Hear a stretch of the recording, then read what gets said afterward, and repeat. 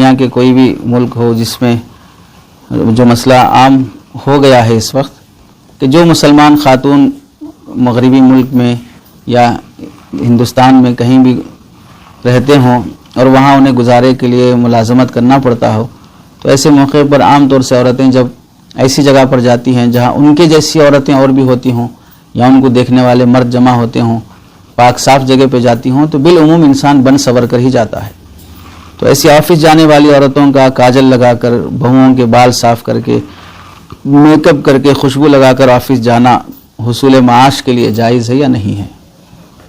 جیسے اسکول پڑھانے جانا ہے، کالج پڑھانے جانا ہے، آفس جانا ہے، کمپنی جانا ہے، تو ظاہر سی بات ہے ایسے نہیں جاتے جیسے گھروں میں رہتی ہیں۔ گھروں میں عام طور سے نائٹی پہنی رہتی ہیں، بال بکھرے رہتے ہیں، چہرہ نارمل حالت میں جیسا رہتا ہے، اپنے آپ کو دیکھ لو ان کو سمجھنے کے لیے،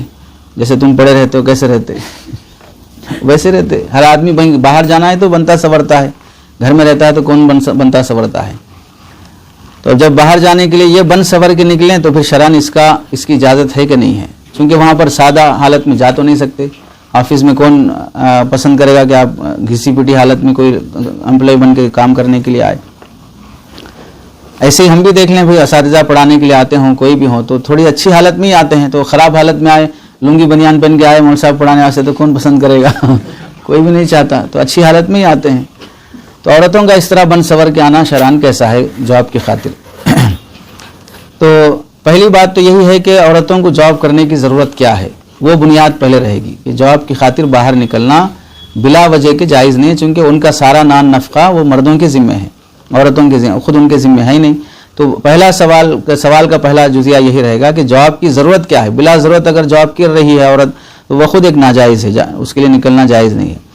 البتہ جب ضرورت کی بنیاد پر نکل رہی ہے، شریعت نے اسے اجازت دی ہے، ویسی مجبوری ہے، تو پھر شریعت نے مسلمان خاتون کے لیے گھر سے باہر نکلنے کے لیے جب جائز قرار دیا ہے تو اس کے لیے شرائط بھی رکھے ہیں، ان شرائط کے ساتھ ہی اس کا باہر نکلنا جائز ہوگا۔ مطلقاً باہر نکلنے کی عورت کی اجازت نہیں دی گئی، چنانچہ زیب و زینت کے ساتھ نکلنا شرعاً جائز نہیں ہوگا۔ چنانچہ قرآن مجید میں فرمایا وَلَا يُبْدِينَ زِينَتَهُنَّ إِلَّا مَا ظَهَرَ مِنْهَا، اپنی زینت ظاہر نہ کریں مگر جو خود ظاہر ہو جائے، یعنی جاہلیت کی طرح بناؤ سنگار سے منع ہے، وَلَا تَبَرَّجْنَ تَبَرُّجَ الْجَاهِلِيَّةِ الْأُولَى۔ اور ایسے ہی حدیث میں ہے خوشبو لگا کر نکلنا، اَيُّمَا امْرَأَةٍ اسْتَعْطَرَتْ فَمَرَّتْ عَلَىٰ قَوْمٍ لِيَجِدُوا رِيحَهَا فَهِيَ زَانِيَةٌ، خوشبو لگا کر نکلتی ہے اور کسی مرد کے پاس سے گزرتی ہے تاکہ اسے خوشبو محسوس ہو، تو وہ زنا کے قریب کام کرنے والی عورت ہے، یعنی اس طرح کے فعل کے مرتکب ہونے والی۔ اور بعض ایسے کپڑے پہنے جس سے بے حیائی چھلکتی ہو، تو فرمایا نساء کاسیات عاریات مائلات ممیلات لا يدخلن الجنہ، کچھ عورتیں کپڑے پہننے کے باوجود ننگی ہوں گی، خود بہکیں گی، دوسروں کو بھی بہکائیں گی، وہ جنت میں داخل نہیں ہو سکتی۔ اور تبرج الجاہلیہ کے تحت میں لکھا ہے فقہاء نے التبرج اظہار الزینت للاجانب، اجنبیوں کو اپنی زینت دکھانا، اپنے حسن کو دکھانا۔ تو نامحرم کے سامنے ایسا میک اپ کرنا جس سے کشش پیدا ہو، خوشبو آئے،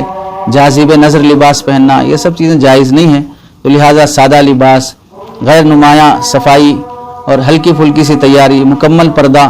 اس طرح سے جانے کی اجازت رہے گی، اس کے بغیر جانے کی اجازت نہیں رہے گی۔